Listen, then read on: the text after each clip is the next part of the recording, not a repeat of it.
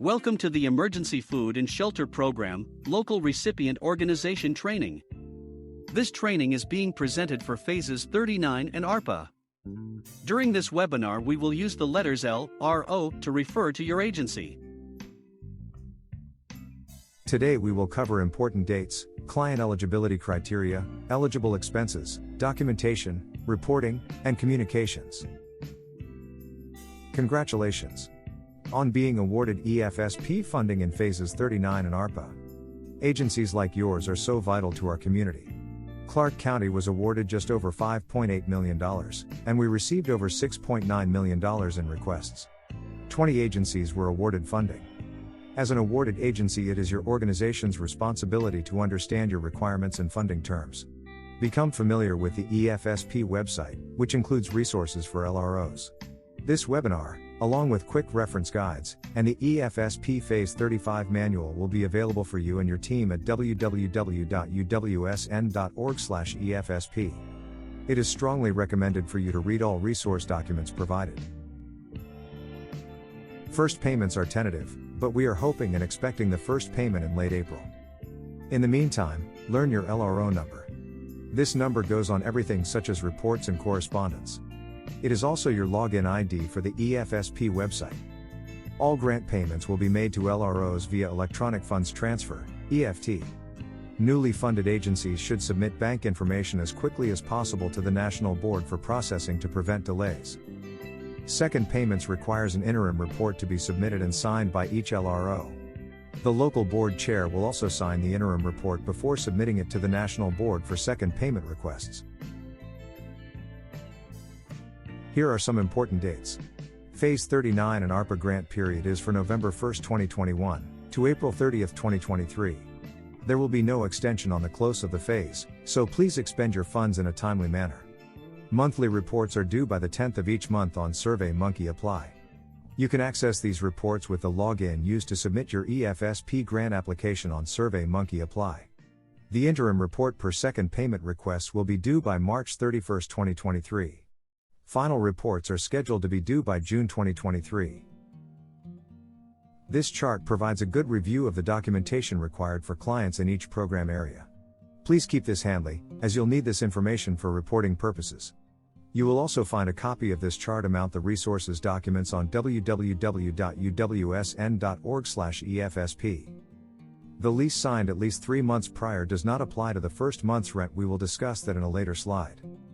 Please note, we do not require agencies to collect Social Security numbers or to ask clients about their immigration or citizenship status. For HMIS, you do have the option to enter a unique identifier in lieu of a Social Security number for clients who do not have one or who are not able to provide that information. Please check HMIS to ensure that the individual/client has not received support from another organization through the same funding source during the funding period. Let's talk about eligible expenses and documentation needed by category.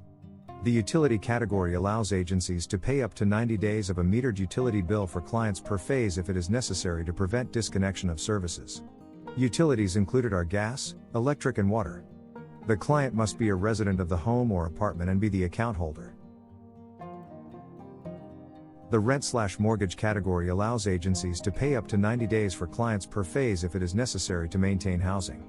For mortgages, the assistance may be applied to the principal and interest only. For rent/mortgage, the assistance may cover past due balances, the current balance, or the first month's rent. Assistance can only pay the first month's rent if the client is transient and plans to stay in the area for an extended period of time, or the client is moving from a temporary shelter to a more permanent living arrangement, or the client is being evicted because 1 month's payment will not prevent evictions in current housing. Please refer to the Rent/Mortgage Quick Reference Guide or the EFSP manual on the EFSP website for more details. For other shelter assistance, eligible program costs include off-site emergency lodging, room and tax only, in a hotel/motel or other off-site shelter facility, provided the following conditions are met. No appropriate on-site shelter is available, and it is limited to 90-day assistance per individual or household during the current program period. Must pay after the stay, no advance payments are allowed. For the mass shelter category, the per diem allowance is $12.50 per person. The per diem allowance may be used to cover costs associated with shelter such as rent, utilities and staff salaries if necessary. The per diem allowance does not include the additional costs associated with food or per meal allowance. The served meals category is intended to allow mass feeding facilities to pay for the purchase of food items, items used to prepare and serve food, and other food-related items to assist in the mass feeding of eligible clients. The per meal allowance is $3 per meal served. Agencies may use the per meal allowance to cover operational costs as well as direct expenditures. Please refer to the Served Meals Quick Reference Guide and the EFSP manual on the EFSP website for more details. The other food category is intended to allow agencies to pay for the purchase of food items, food vouchers, and food gift cards/certificates to assist in the feeding of eligible clients.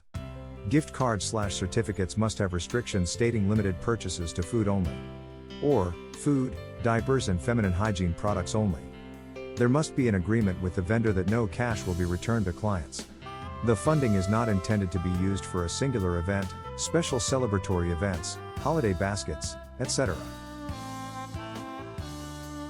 Don't reinvent the wheel, use the sample spreadsheets EFSP provides. This will ensure you have all the information required at year end. A spreadsheet for each program category must be maintained and must be provided when documentation is reviewed for the final report. Spreadsheets must provide an overview of how EFSP funds were spent and serves as a checklist with which the documentation can be compared. Specific information must be provided on the spreadsheets, such as check number, date of check, vendor, client name, as needed, vendor name, amount of check attributed to EFSP, etc. Examples of spreadsheet begin on page 83 of the EFSP manual. You will receive an update on when the monthly report submissions will begin.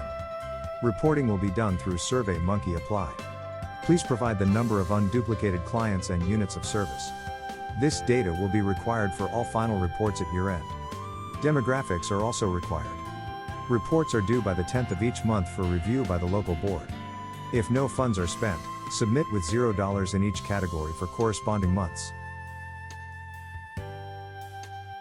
Communication is key to ensuring our community members receive the assistance they need. LROs should work with other LROs to provide services for clients when needed. A list of all the awarded LROs with contact information is added to the resource documents on the www.uwsn.org/EFSP website. It is your organization's responsibility to update all information to Nevada 211. Throughout the year, we love telling our community what an awesome job your agency does and how well we are serving our community with EFSP funds. We may request client surveys or client stories. This is optional. As we know, client confidentiality is a must. Names can be changed, but we want our community to know how amazing you are.